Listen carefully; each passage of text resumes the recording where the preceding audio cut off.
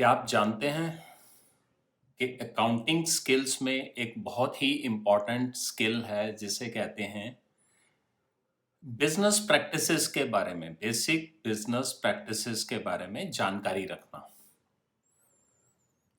अब ये बड़ी सिंपल सी बात है कि अगर हमें बिजनेस की अकाउंटिंग करनी है तो बिजनेस प्रैक्टिसेस के बारे में जानना बहुत ज़रूरी है।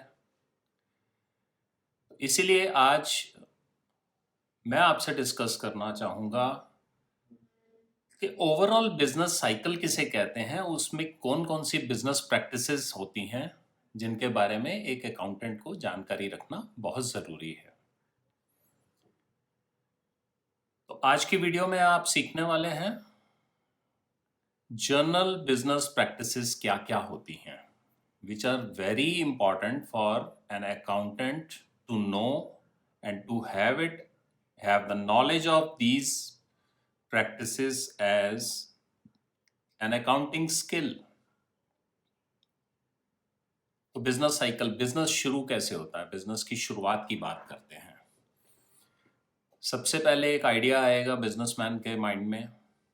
उस आइडिया को कारागार करने के लिए, उसको सुचारू रूप देने के लिए उसे सबसे पहले क्या करना पड़ेगा?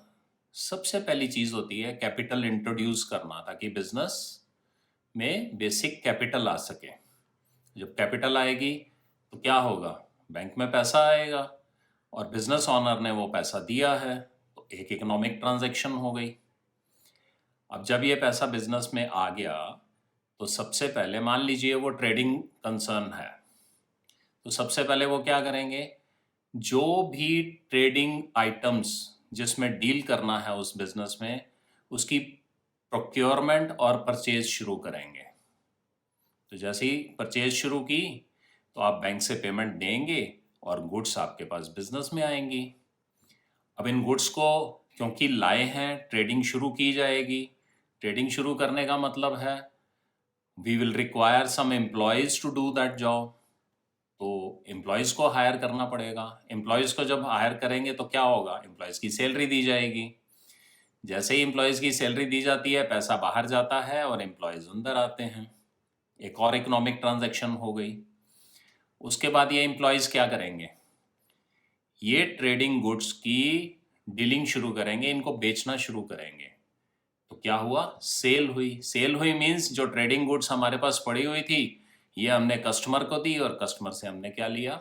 पैसा लिया। तो पैसा वापस आया और कस्टमर को सामान गया। तो शुरुआत कहाँ हुई थी बिजनेस की?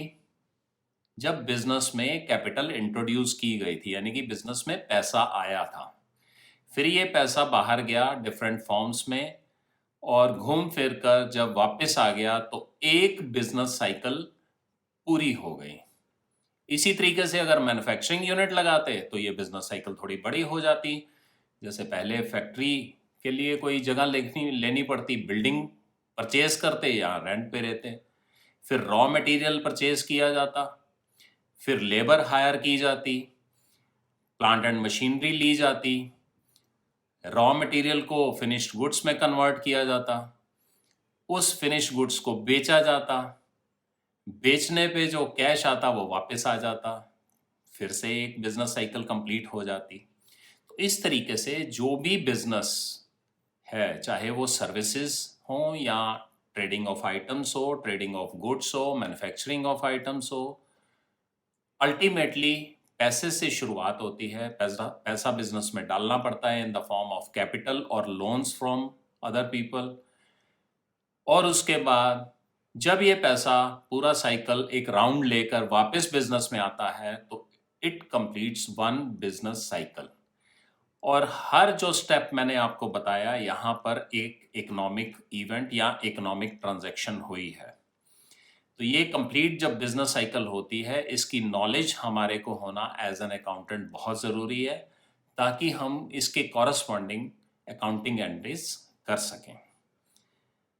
एंड आई होप आपको ये वीडियो पसंद आई होगी। इसमें दी गई नॉलेज, इसमें शेयर की गई नॉलेज आपके लिए फ़ायदेमंद हो तो प्लीज़ आइए और मेरा फेसबुक ग्रुप, जो कि एक प्राइवेट वीआईपी ग्रुप है in the name of accountants hub, उसे ज्वाइन कीजिए और बहुत सारी ऐसी इंफॉर्मेशन और नॉलेज शेयर करके अपनी नॉलेज को बढ़ाइए। Thank you so much for giving me your time and attention.